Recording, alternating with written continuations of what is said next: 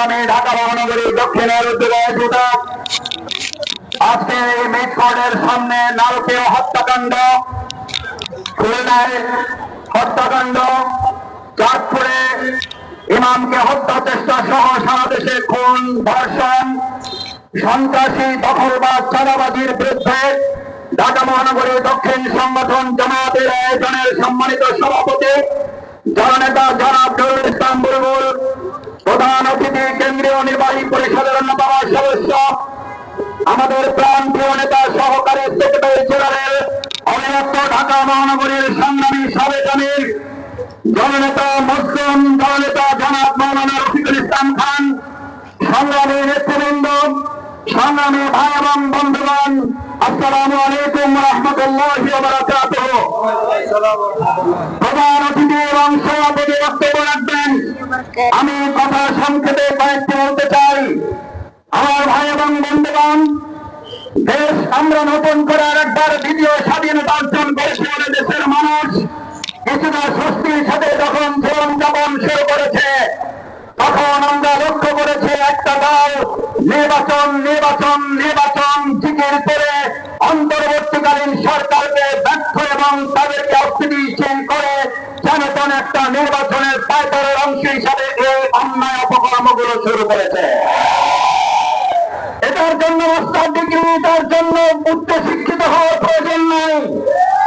আমাদের সাধারণ জনগণের কথা বলতে শুরু করেছে।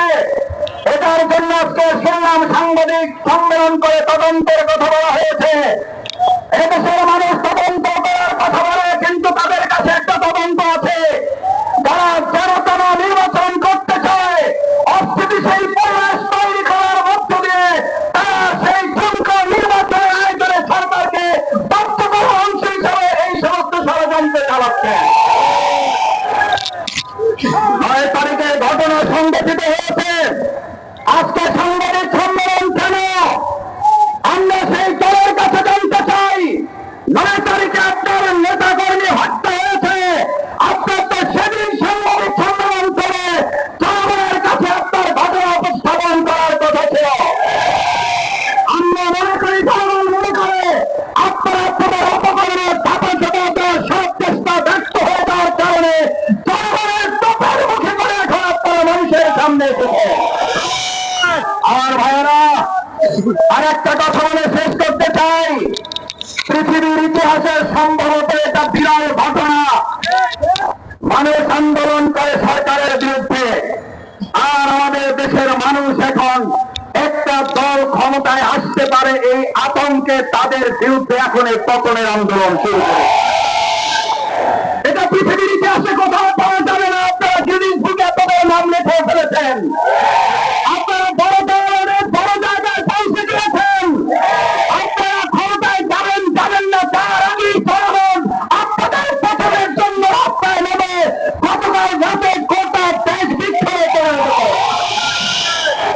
আমরা যে অবস্থাতে স্লোগান শুনেছি, গত রাতে বিশ্ববিদ্যালয় স্কুল কলেজগুলোতে সেই স্লোগান শুনেছে। আপনাদের প্রোগ্রাম থেকে এখন জয় বাংলা স্লোগান হয়। আপনাদের বিরুদ্ধে মুখ করে ছাত্র জনতা আবার আরেকটা 5ই আগস্টের জন্য প্রস্তুতি গ্রহণ করছে। সতর্ক হয়ে যান, দেশবাসীর কাছে ক্ষমা চান, অন্য অত্যাচার, চাঁদাবাজি, সন্ত্রাস, খুন, ধর্ষণ বন্ধ করুন। না হলে 5ই আগস্টের মুখে আবার আরেকটা দেশত্যাগের ঘটনা ঘটতে অস্বাভাবিক কিছুই হবে না। আসুন সম্মানিত ভাই এবং বন্ধুগণ, বাংলাদেশ জামায়াত ইসলামীর সেই আন্দোলন সংগ্রামের মধ্যে একেবারে সুস্থ নিরপেক্ষ অংশগ্রহণমূলক নির্বাচনের জন্য আমরা জনগণের পাশে থেকে এগিয়ে যাই, সেই প্রত্যাশা ব্যক্ত করে আমার কথা শেষ করছি।